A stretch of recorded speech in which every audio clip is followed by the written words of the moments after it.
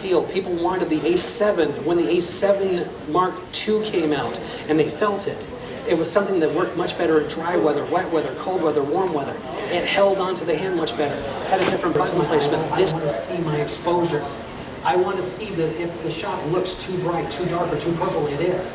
Any changes that I make happen in front of my eyeball in real time.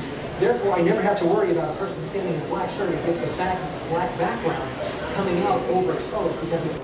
Which means that if I've been shooting for 20 years and I have had a Canon camera or an Icon in my hand and I close my eyes, I probably know what this button sensitive capability as the entire group does. The question was, he's an underwater shooter. If he goes 60 feet down, does he have to worry about the ISO if he's going to use a smaller sensor size? And the answer is no, because the lens is still letting in the same amount of light and the pixel itself is still as sensitive in this spot or in this spot or in this spot. So no, that wouldn't be a problem for you. Up to you. It's an option.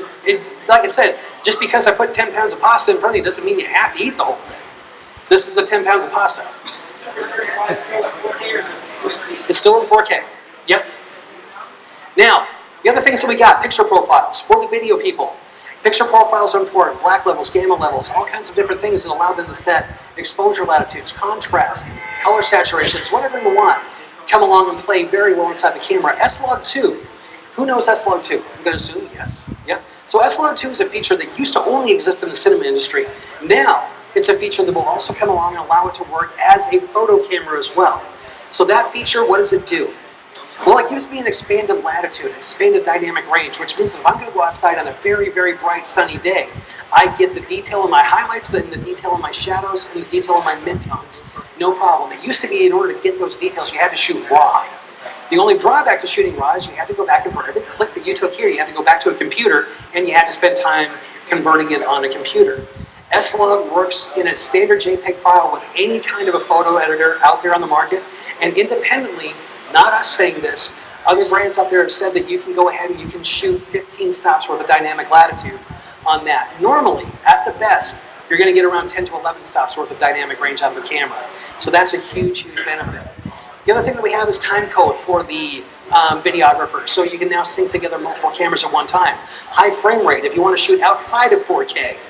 You can go into standard resolution. You can go up to regular HD, which is going to be 1280 by 720, and then to shoot 120 frames per second. So we do have some good high-speed capabilities. You have record control, which allows you to sync up also between a couple of different systems, and then the marker displays.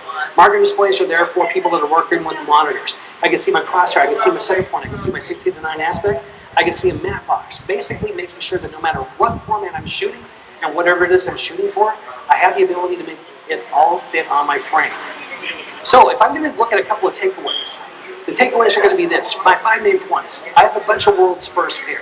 The world's first 42 megapixel full frame, back illuminated, 42 megapixel sensor. You know, fantastic system here.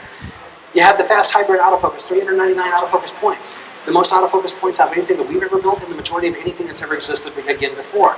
5-axis stabilizer that works and is optimized to benefit that 42 megapixel sensor. Worst case scenario, if I put a different lens on there with an adapter, I'm going to get 2-axis stabilization out of that. Enhanced operability, basically the feel of the camera and the customizable buttons. So I can make it look and feel, well not look, I can make it feel and operate like virtually any other camera out there, and then the high resolution 4K video. So everything coming together constantly is giving Sony what we refer to as the power of imaging. Right? And that is it for my session here. So while Paul and Joe get ready to come up on stage, other questions? Yes? Oh, fantastic question. So, it's come up on every single session. Are we going to move to a lossless raw compression? Either for shooting stills, shooting video, whatever. I don't know. The guy that's sitting right behind you has a little bit more insight to that, but even at this point, he still doesn't know because we have to influence the guys in Japan who build this system. The one thing that I can tell you is I have had conversations with them, and we are constantly chipping away and cracking that shell with them to say, please, give us, number one, a 16-bit, not a 14-bit. Give us lossless compression. So it's kind of an oxymoron, lossless compression. No compression on a RAW file. Totally wide open, glorious, big RAW file for enormous printing with lots of radiation in between. That's what we're hoping for, but currently it still doesn't exist. Yes? So how does this camera's low light capability compare to a 7S? The 7S currently is still a monster of ISO on the market. Nothing can compete with it. It has a 409,000 ISO rating. This camera has a 102,000 ISO rating, but this camera has 42 megapixels compared to the 7S's 12 megapixels. So those 12 megapixels are going to have a huge wide opening to let a lot of light through. So that camera will still be about 3 to 4 stops better on the ISO to noise ratio compared to a 7R Mark II. Yeah.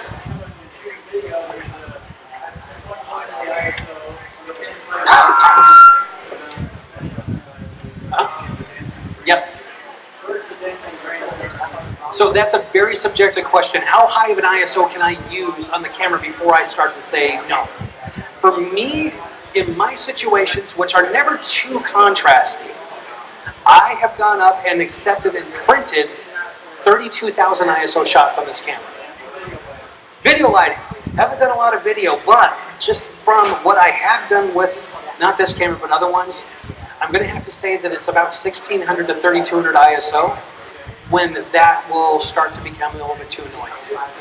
Yeah. The top 3 slots will stay in the top 3 slots because that's what they're working on. Everything else down here is constantly fluctuating around based on input from customers, from us, from everybody, artisans, and then they start moving around. So I have no idea what's on the board. The only thing I know is there's constantly going to be new development.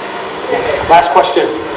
Follow up on this question. What is a rated ISO, 0 gain on any amplifier? What's the dynamic range in that ISO? Kenta, do you happen to know the answer to that? Do you have your phone so you can like look it up? That's a really good question. These are above where we normally go.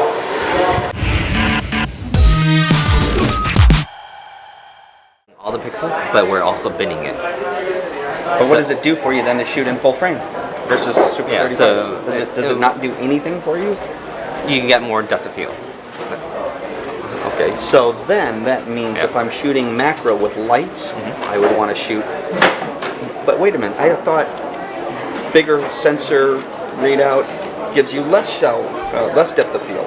Right. So you get more separation from the subject and background. So it becomes shallower. So yeah, people say it differently, but yes, I think you're. So if I shot in full frame macro, I would have less depth of field.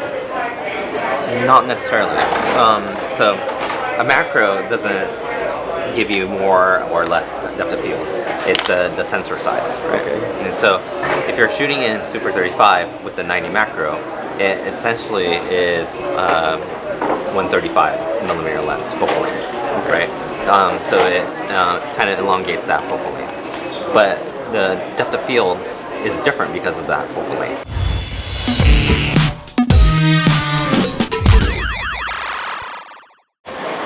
Hi everybody, my name is Paul Gero. I'm a portrait and wedding photographer based in Orange County. This is my 32nd year of being a full-time pro, and I've been using Sony for about a year, and I'm a member of the Sony Artisans of Imagery program. This is a pretty exciting camera for me as a portrait and wedding photographer because of a lot of the features that Rob talked about, and I specifically wanted to kind of showcase some of these little sleeper features that I think make it especially useful to somebody like me who's a portrait photographer or somebody who's going to be photographing motion, action, as well as some folks that might be photographing some very discreet things like religious ceremonies, weddings, events like that. So the camera is basically pretty much a chameleon because it can be configured to anything that you really like to have.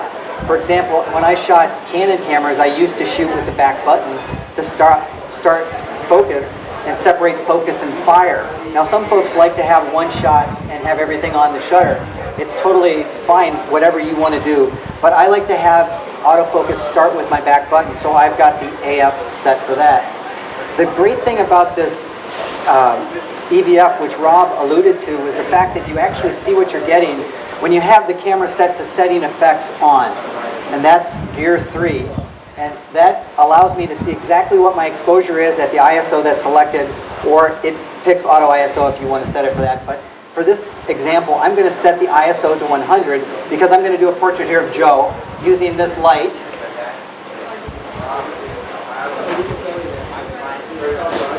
And so my, oops.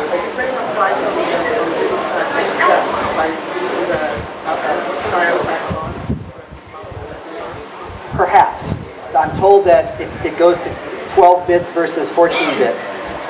But to me, the way that I like to configure the camera, I'm willing to give that up. But you might not be, so that's something you got to decide. But I do a lot of focus tracking, and so for me it's much more important to have that AFC ability to stop-start than it is to have that 14-bit, yeah. But if you're really precise about that, then you might want to just do AFS. Okay, so we are going to meter the light.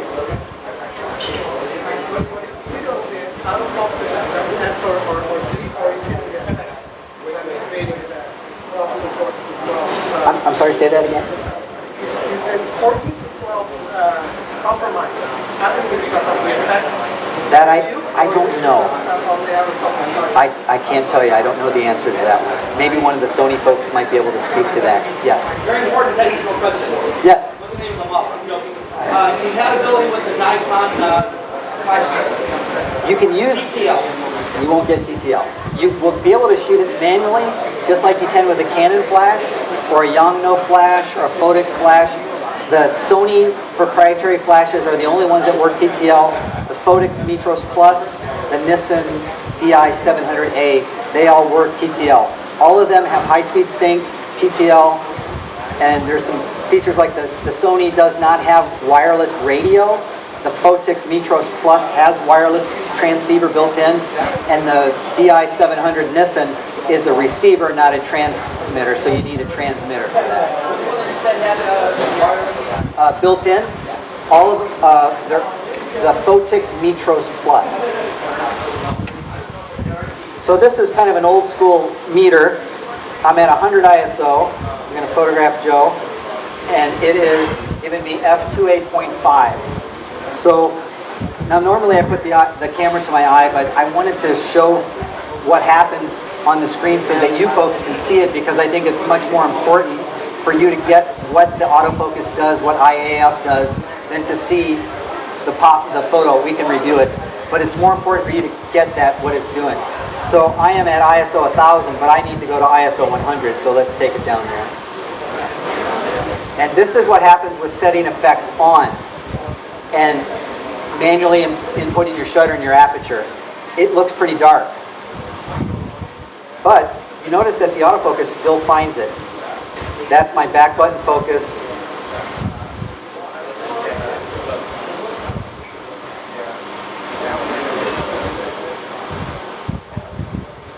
But let me show you what setting effects off does. This basically kind of replicates what you'd see through an optical viewfinder. So it basically brightens it up. So this is what I recommend, like say you're photographing a reception, and you want to make sure that the light levels in your viewfinder stay consistent throughout the evening. Or this is you're at the beach, and you want to make sure that you can see your subjects to focus as you're lighting them in the foreground, and then the sunset is going on behind them. This is one of these features that really makes it handy.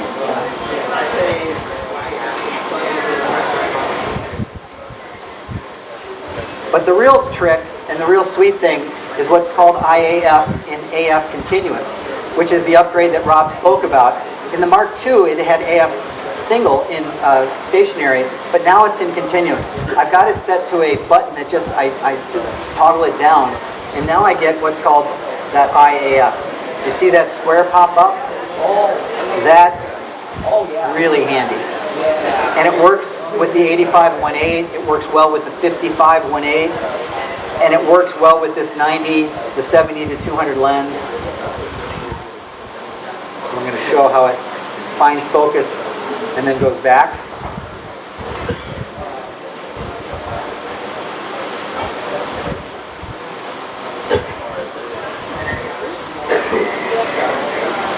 So that to me has just been a real true game changer for how I compose, because in the past I had to move the focus point manually, or I had to focus in my previous DSLR. I used to use center point recompose, which was because the autofocus was so much better in that center point. Now I've got that expanded area, which makes it a lot easier, especially at large apertures. Sorry, can you go back to that live view display thing? Sure. Talk about the difference between setting effects. I don't quite understand. Okay, sure. The question was about the setting effects. So that's setting effects off.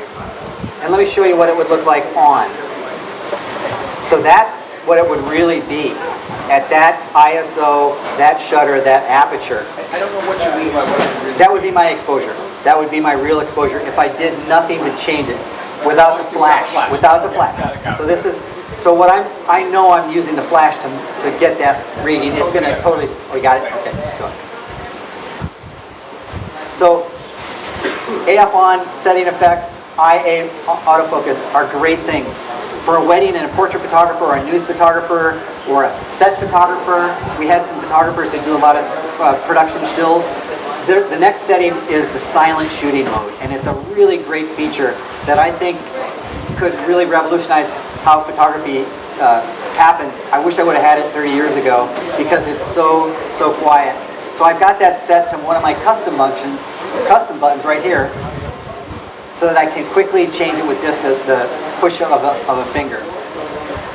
Now it doesn't work with strobe, so that's the thing. It does change that. So you're back to. Oops, let me go back to setting effects. We're going to up the ISO. There we go.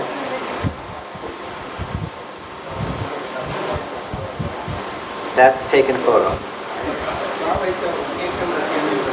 Now for photographers who work with models a lot, it might be kind of disconcerting for them because they're not used to that, because they kind of maybe gauge their reaction based on the motor drive and the sequence. But you could still kind of encourage them, but it would be a very different experience. But I think like if you're photographing a courtroom, or if you're photographing a golf event where you can't photograph the backswing of a golfer or them putting, having silent shutter could be a really great feature. Or if you're a wedding photographer and you want to be very, very discreet during the ceremony and not have everybody put their eyes on you, this would be one way to do it. It does affect some things in terms of like your bit depth, and you sometimes will notice at higher shutter speeds you might get some pulsing of fluorescence, so you just have to kind of watch how you use it. You can only shoot it in single mode, not continuous, but I think it's going to be a really great feature for a lot of photographers, a lot of uses, especially ones who are trying to be discreet. Did I answer your question? Yeah, just that. If you don't need it, leave it off. Right. There are compromises. Exactly. There are compromises, but it is nice to have it if you do need it. The high ISO capabilities of this camera, while much improved over the previous A7R, are still really super high. I've been very happy and impressed with the Sonys. I do them at 6400 or beyond, 12,800 with the previous versions. So this one gives me an extra, I feel, 2 stops more. It's not that they're noiseless, but they do have noise that I feel can be easily corrected with noise reduction software in Lightroom. So I wanted to showcase what those might look like so you can get an idea for how the high ISO works. So 1600 is a walk in the park, but it wasn't in the old days. But now, let's go to 25.6.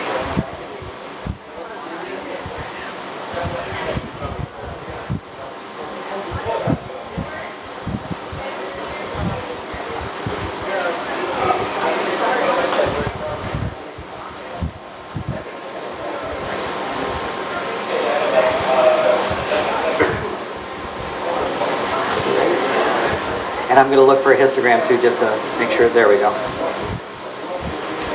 If you're not familiar with using an EVF, it can be a little odd at first, but once you get used to it, it's nice to have kind of the heads-up display that you see here with the histogram, but also the level, which is handy, especially when you're trying to shoot like this. But there we go. And it's on the IAF. Is the IAF added on top of AFC, or is it separate? It is separate. It is set as a separate kind of a custom function. It also utilizes the face detect. You see the square going around her face? So if it doesn't see an eyeball, it will find a face. But I have it set so that it's really easy for me to literally toggle it off and on by this flip of my thumb, rather. And then if I need face detection, it's on my first one. And I keep that off because face detection automatically kicks in when I go to AIF. Let's go to a large aperture so you can get a sense for how it works at maximum aperture. So that's at 2.8.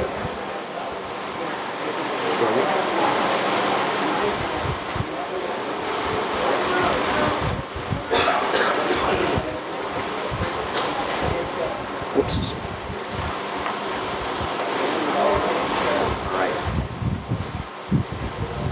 All right, let's check how that looks. Bear with me just a second. Sometimes it kind of takes a moment to get up there on the screen.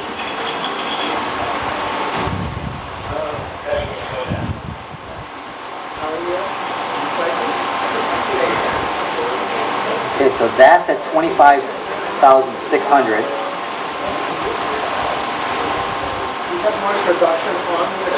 I don't like to put it on the camera personally, but some folks do. I tend to like to use it in my post-production software, and I tend to shoot RAW plus JPEG, so I tend to kind of expose a little to the right so that I overexpose slightly so I don't put a lot of noise in the shadows, but that's just me. I much prefer to work from a RAW file at these high ISOs, but some folks may have, yeah. So that's what that looks like.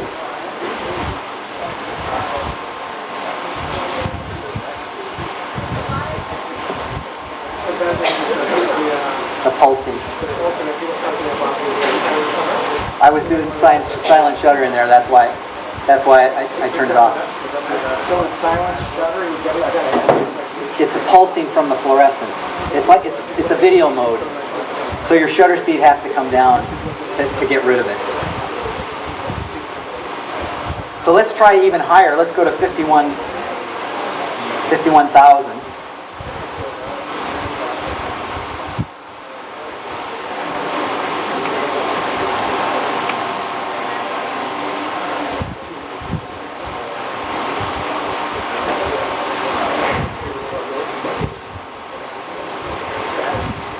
That one's working, if that one's not.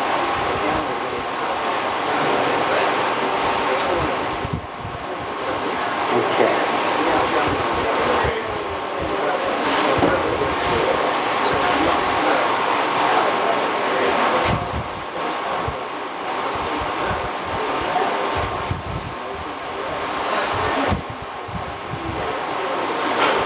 Right.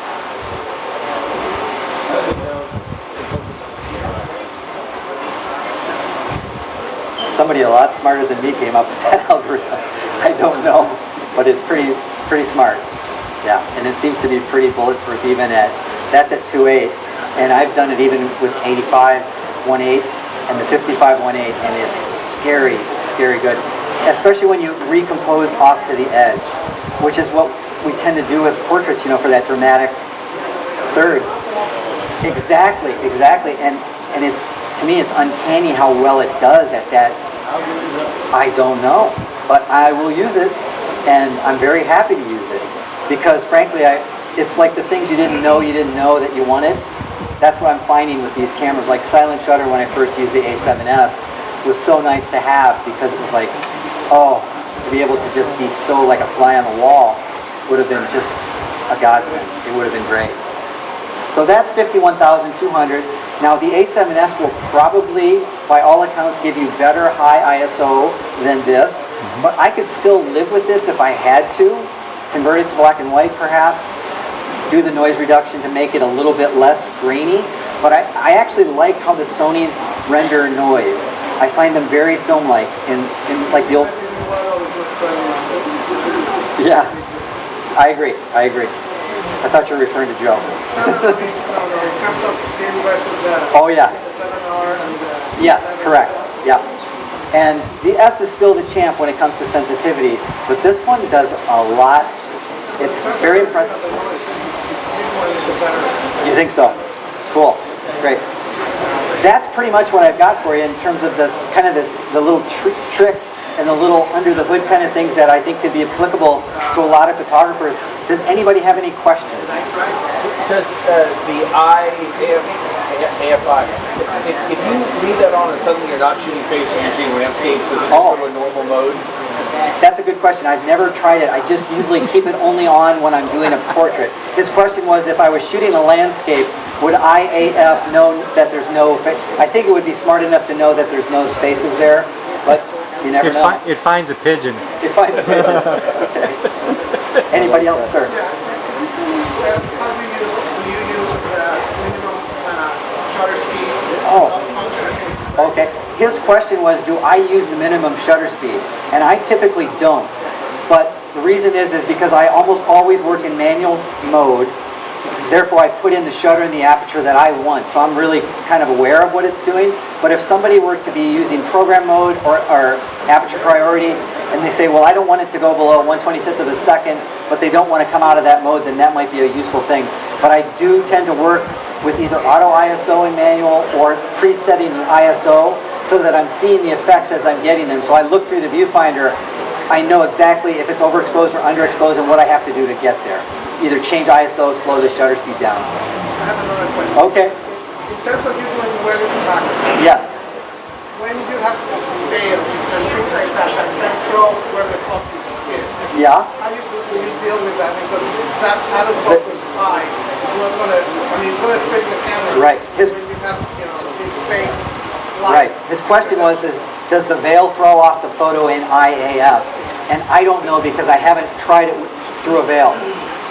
If it didn't, what I would do instantly is just go to manual focus and then just use focus peaking, magnification, focus magnification on the camera to automatically show me what it's getting. That's one of the neat things about this as well with the native lenses is that focus magnification, if you set it right to default when you manually focus, it pops right up. So you can just tweak it. Sure. Make sure I've got it set for that. Sometimes I keep it on and sometimes I keep it off. Because sometimes I find if I'm going back and forth a lot, it can give me like seasickness. But there's times like with portraits when you're slower and more deliberate, so it works better. Oh, it is on. Okay. And I've got it set. Manual focus assist is the effect or the setting, and focus limit you can have it default. I think the default is 2 seconds. I put it on no limit because I want to see what it looks like. Let me turn focus peaking on as well. I'll put it on really high.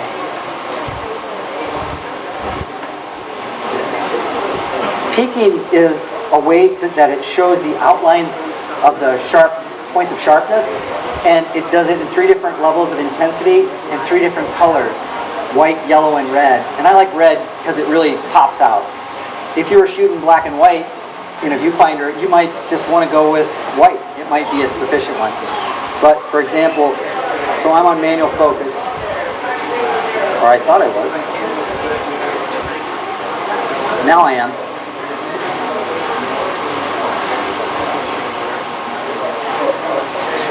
Let me show you, Joe.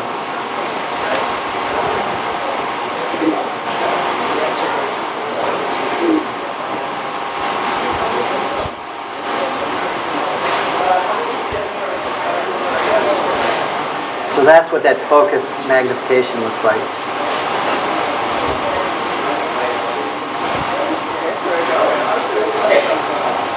Switch sides. That way I can see better.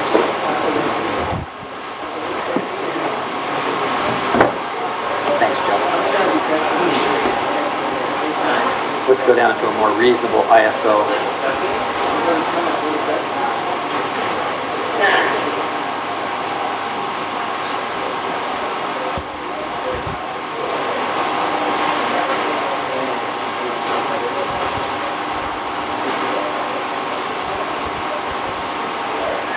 But that ability to see exactly into the eye, and then you can also move the focus points once you're there with the control wheel on the back and the thumb, makes this really nice for extra critical focus on eyes, but also if you're doing macro work.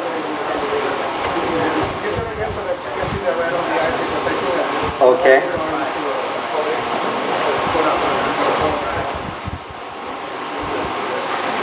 Let me turn it off so you might see it better.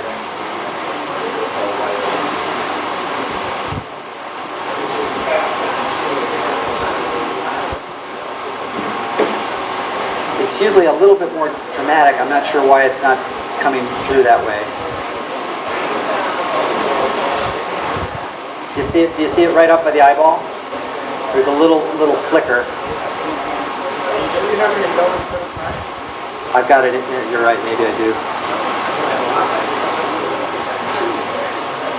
I've got it in high. Let me just-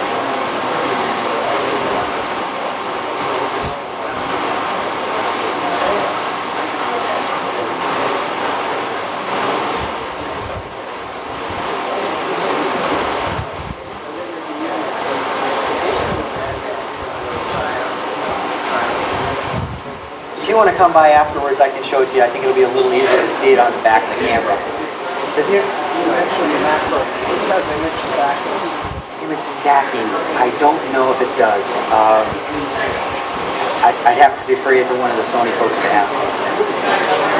Oh, you mean like in Photoshop? Front, medium?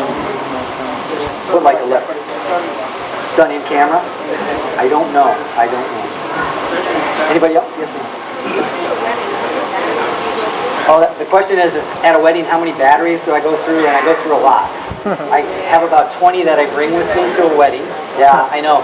If you're used to DSLRs, you can get by with 3 in a day, on a long day. But I usually do long weddings, and I bring chargers with me. So I got one of those chargers is a dual charger, and then I have a lot of wall chargers. So I've got a bunch of batteries, and I know it's kind of a pain.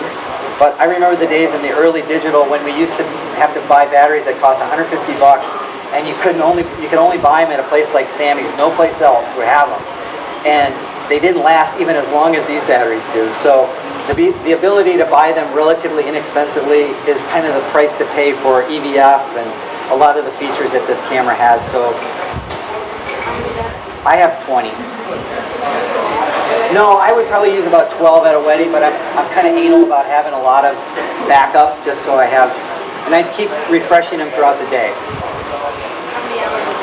Well, like I had a wedding a couple weeks ago that was 14-hour day, so it was a long day. Yes. Yes. I was using the camera for backpack. Yes. How do I, obviously I can't recharge or anything. Yes. I'm taking working sporadically. Yeah. Turn it off. How long do you think? About 350 shots per battery. So give that range. And the batteries are so small and light. Literally, if you carried 2 or 3 of them for a weekend, and you were very religious about turning them off and on, it would probably last.